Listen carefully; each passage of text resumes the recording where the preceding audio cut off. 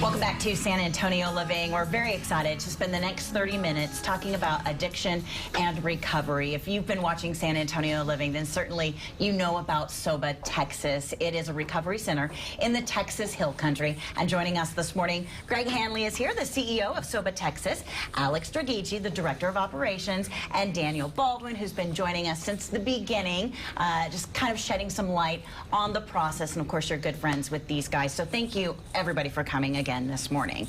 Kind of taking a different route this morning because by now I think people know that you're here.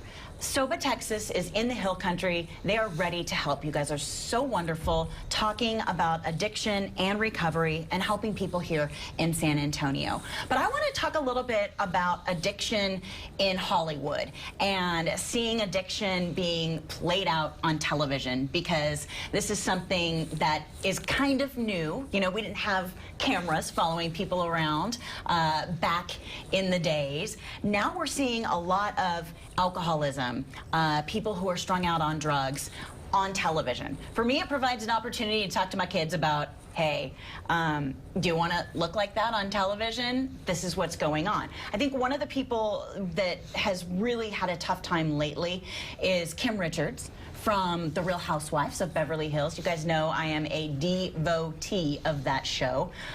She's just been struggling with her sobriety over the last couple of years. Recently arrested. She is appearing on the Dr. Phil show today. They reportedly staged some sort of intervention on the show.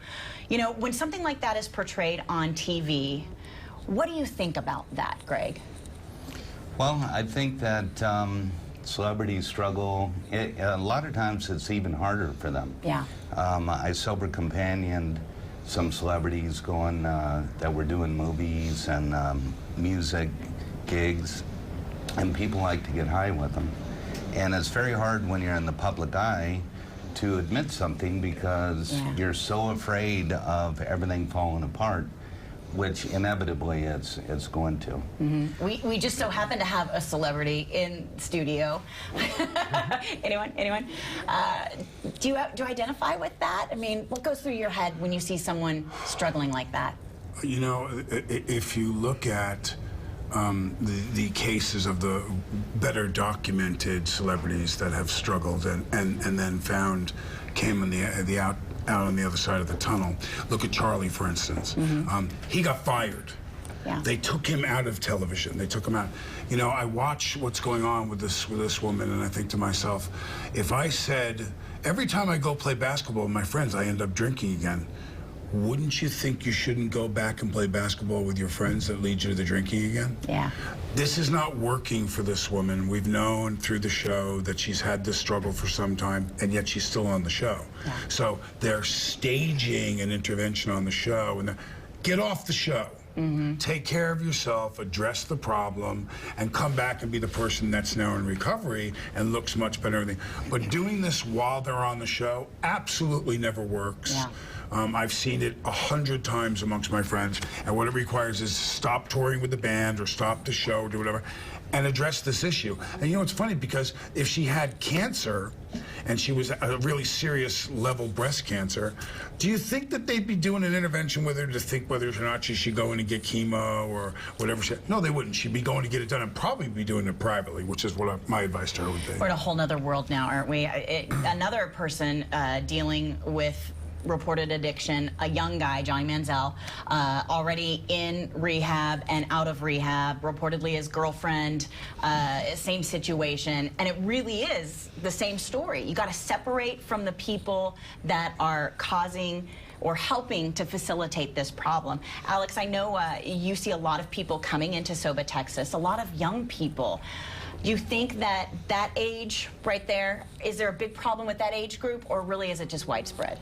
It's widespread. I mean, I know we don't treat adolescents, but it starts with adolescents. It starts with the 18 to 26, all the way up to, you know, 60, 70. It really, it's not an age. I mean, we've treated it all levels except for adolescents. But related to the same topic, we're talking about celebrities and, you know, the hard part of this. It's because they're surrounded with so many yes men and yes people around them. So. I mean, all the way to Daniel saying, yeah, dealing with it. Fiesta last week, we were walking through, probably in 2 hours of us walking around, he had to say no to somebody offering something all the way to, here's a free beer, here's something, over and over and over and over. And he just looked at us and goes, guys, I got to get out of here. Got to get out of here. Yeah. I have to. And you always hear of the celebrities getting in trouble. The ones that you continually see getting in trouble aren't getting recovery. And the ones that you see, you'll see them for a minute getting in bad trouble, and then all of a sudden you'll see this peak of their career. And those are guys that actually took a minute and took care of themselves. How important is it to find a sober mentor? I mean, to me, that seems like the #1 thing. If you don't have the right guidance and the right team attached to you, you're never going to make it. It's critical. Yeah.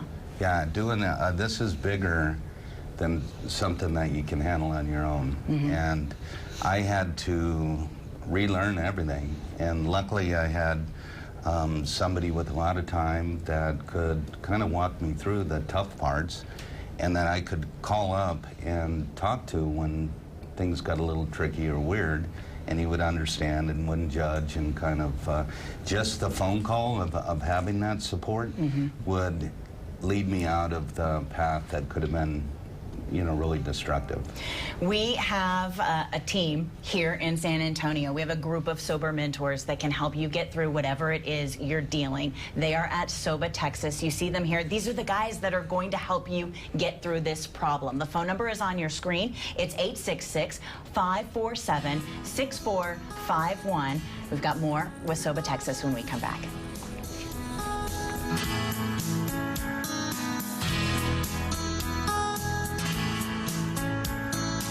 Welcome back to San Antonio Living. We are chatting with our friends from SOBA, Texas, Greg Hanley, the CEO, Alex Draghici, the Director of Operations, and actor Daniel Baldwin, who is good friends with all of these folks and here to help you get on your sober journey. And I want to continue real quick the topic about celebrities and addiction. And you made a real good point, Daniel, when we were in the break about, you know, crashing and burning and taking your sobriety seriously. Well, my point was that a lot of these celebrities that we see that have had problems, and when it's well documented and been in the press, let's take a prime example of Robert Downey Jr., who's a friend of mine for many, many years, and I'm so proud of him and his recovery. But he's a guy who took off, got that notoriety, becoming a celebrity because he was so talented, and then struggled and fell off the face of the planet. And look at him now that he's clean.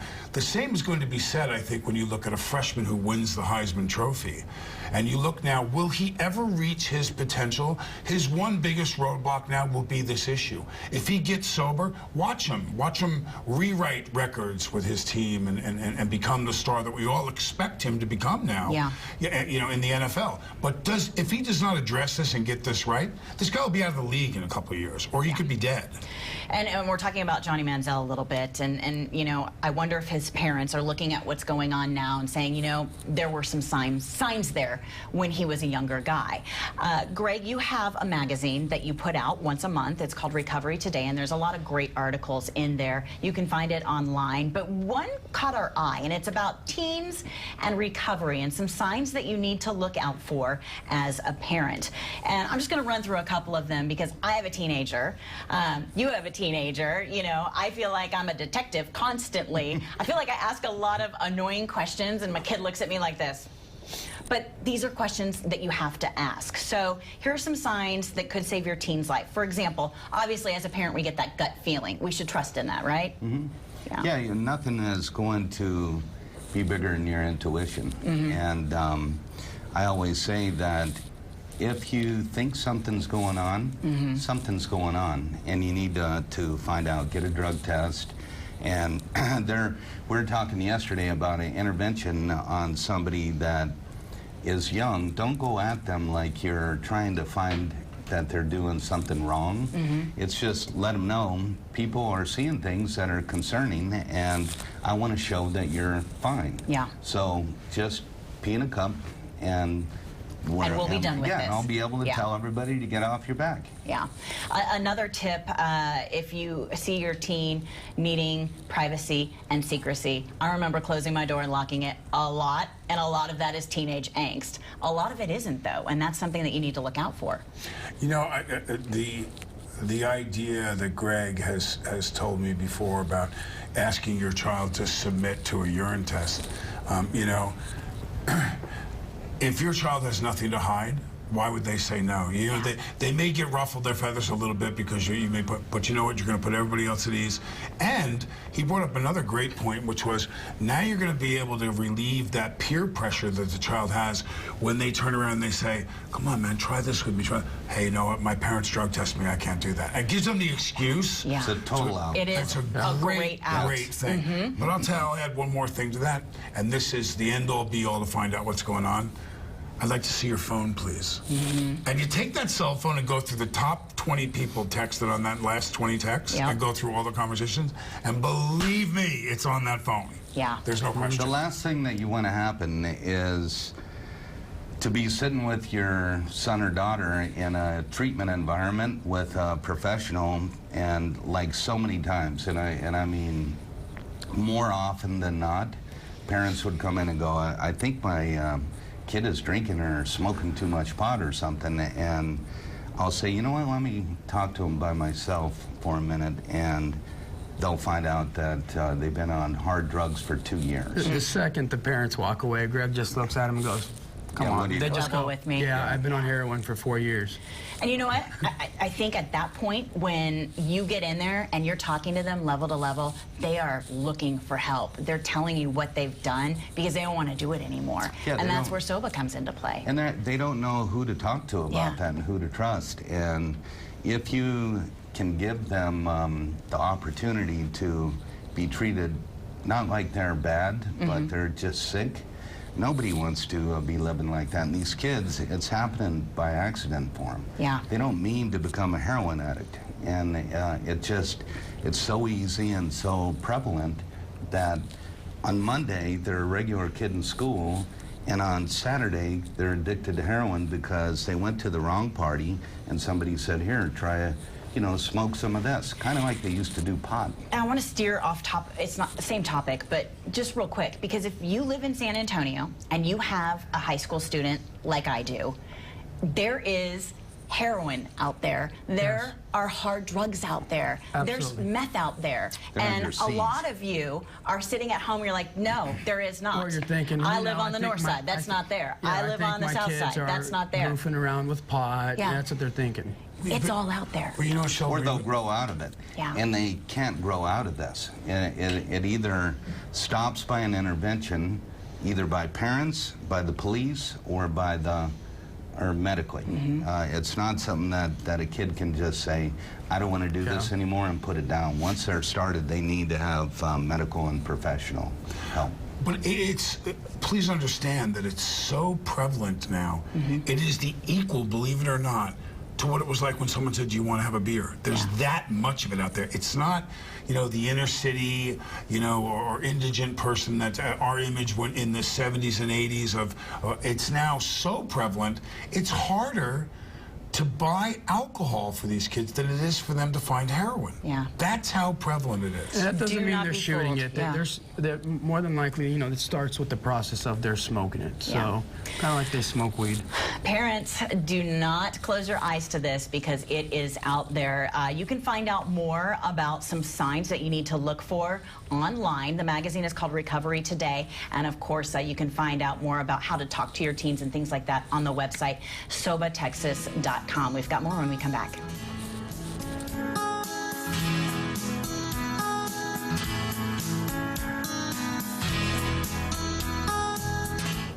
Welcome back to San Antonio Living, talking about recovery and addiction, or I guess it's flipped, addiction and recovery with our friends from SOBA Texas. Greg Hanley is here. We're adding in Doug Minder.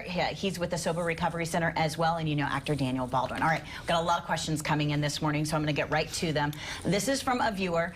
My teen has battled addictions in the past. He's starting college this coming fall, and I'm worried that he will relapse. What can I do to help him? Well, check with the college.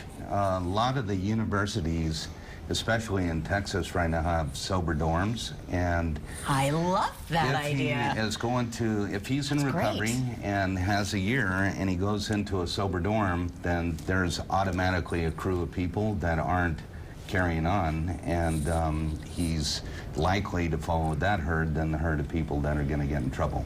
We have Sober several college dorm. programs. That is fantastic. And again, I learned something every time you guys are here. So thank you for that information. Great information for parents. Look up Sober dorms. Okay, another question from a viewer. My friend has told me about her son's recent experimentation with drugs. She's tried talking to him but hasn't seen a difference. What's the next step? Intervene. Yeah, get together, do it, get a drug test. Yeah. Talking, well, and continue to talk, but do it in a way that is going to create a dialogue and a conversation. And, you know, ask questions that are going to let him know or let her know that he's able to talk about what's going on and freely, and that you're there to help and not to judge. And parents, if you don't know this, you can get a drug test at your local drugstore, Walgreens, CVS, whatever. If you can't find it, ask your pharmacist, take it home with you, and do what you need to do. Another viewer question: I've always wondered if it's possible for a person to beat an addiction with just plain willpower. Do they have to go into treatment? Well, I've known people that have not gone to treatment. When I got sober 5 years ago, a good friend of mine and I were using, and he went on Suboxone, which is an opioid maintenance drug, and he got off the heavy opiates and then started drinking, and never, didn't go to treatment, but never touched drugs again. But he was just completely miserable and he's unhappy with his life. And a couple of years ago, he passed away. He was just driving home from work and hit a tree. Well, the drugs aren't the problem. Yeah. Yeah. So taking away the drugs, and the problem rears its head. And so if it's anxiety and depression, and people are treating, or even like a bipolar, a lot of times bipolar is use a lot of alcohol and things to kind of manage it, and it's just the wrong, it's kind of like the wrong mix. Yeah. Doug, let me ask you this, the underlying problem. I know a lot of recovery centers will treat the addiction, and that's that. The difference at SOBA is that you guys are treating those underlying problems. Yes, we have qualified clinicians who are master's level therapists who can deal with, anxiety, bipolar, borderline personality disorder. So they treat trauma, lots of PTSD, and when we're able to treat that, whereas most treatment centers only have drug and alcohol counselors, and it's out of their scope. They cannot, talk about those things. Yeah. So, it's a Band-Aid on the wound when you go into a program for 30 days and you talk about not, coping tools to not use drugs. Okay, go to AA meetings, but when they get out of there, the first thing they do is they, usually go and get high. Yeah. You can bail all the water out of the sinking boat that you want, but you're going to keep bailing water out of the boat until you fix the hole in the boat. So true. It is Well, true. and long term is really important too. So I know when I went to treatment, I detoxed for about 2 weeks, then I lied to my therapist for about 2 weeks, and then I was gone. And there's a lot of things that take time to get to. Yeah. And to develop that therapeutic trust, it takes a little while. So we have different levels of care that go on up to a year, because there's some things that could take 6 months before I'm going to trust you enough to tell you what really happened. And that, of course, is the difference with SOBA. It is long-term to get you back on track. All right, we've got our final word with SOBA Texas. We'll be right back. Welcome back, guys. Hopefully we were able to help one of you or some of you today with our friends from SOBA Texas. I do want to mention that you'll have representatives out at our Health Expo. It's June 6th, and so if you've got questions about sobriety, you want to learn more about SOBA Texas, make sure you come to our Health and Wellness Expo. You guys will have a team out there. All right, guys, final words. We'll all be there, too. You will all be there. We'll be there. Oh, that's And we'll have fantastic. other people, and we'll have some therapists there. So, final words, it starts with a phone call. We always say it. So, It really does. Yeah. Daniel? Don't hesitate. We have such an amazing staff out at SOBA Texas, as Doug was saying. Shout out to Shannon and the crew at SOBA Texas for the great job that you're doing out there, guys. We love you. It's so true. It really is about a team. And that's one thing that I've learned from talking with you guys. If you have someone who's trying to get sober, it takes a team. It takes a family. We You have can the find best that team ever family out there. Yeah. They're here the in best. San Antonio. Take It care. really is the best team. SOBA Texas, of course, everything you need to know is on your screen. Give them a call. SOBATexas.com is the website. You can find out more. Like Alex says, it starts with a phone call. The number is there on your screen. SOBA Texas here in the San Antonio area. We'll see you next time.